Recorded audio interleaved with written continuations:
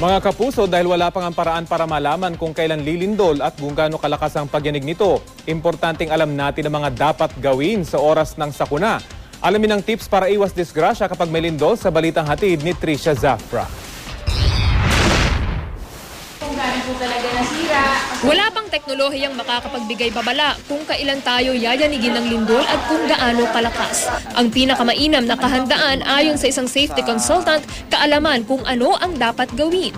Kaya itanong na raw agad ngayon sa inyong building administrator o developer kung ano ang integridad ng istruktura ng inyong tirahan o gusaling pinagtatrabahuhan. Itong structural test na to o certification coming from the building administrator, ito yung tinatawag nating test of faith. Ibig sabihin, ito yung magbibigay sa atin ng peace of mind na ang building namin na nandito ako ngayon, kaya pala niyang hindi bumigay sa ganitong kalakas na earthquake. So ibig sabihin, umaasa rin tayo na mga buildings na tinayo ay ayon sa sinasabi ng building code ng Pilipinas. Sa loob ng inyong bahay o opisina, iayos ang mga kasangkapan na namemiligrong bumagsak at makasakit pag may lindol. Pwedeng gumamit ng L-brackets para itornilyo sa pader ang mga aparador o cabinet. Sa oras ng isang lindol, tandaan lang ang duck, cover, and hold. Pinaka-importante, protektahan mo yung itong ulo natin . Kasi pag may tumama dyan, mawalan ka ng malay, wala na. Hindi ka na pwedeng humingi ng tulong o hindi ka na makakapunta, makatakbo sa isang ligtas na lugar. Oras na huminto ang pagyanig, lumabas agad ng gusali at pumunta sa isang open space dahil baka masundan ang pagyanig ng aftershocks. Pumunta tayo, dus alam nating mas konti ang babaksak.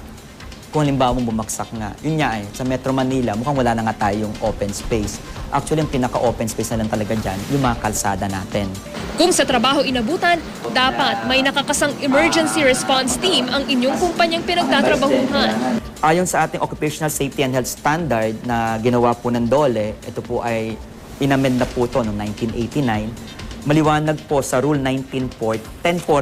Ayon dito, nire-require ang lahat ng company na magkaroon ng tinatawag na disaster contingency plan at kailangan nilang i-organize itong disaster contingency plan na to pa nagkaroon ng emergency. Sa naturang pamantayan ng DOLE, kailangan din magsagawa ng fire exit o evacuation drill 2 beses taon-taon. Ang number one purpose ng drill ay para iligtas po ang buhay nating lahat. O pag nag-drill tayo, ang advice nga natin, seryosohin natin. At pinaka-importante sa lahat, huwag magpanik.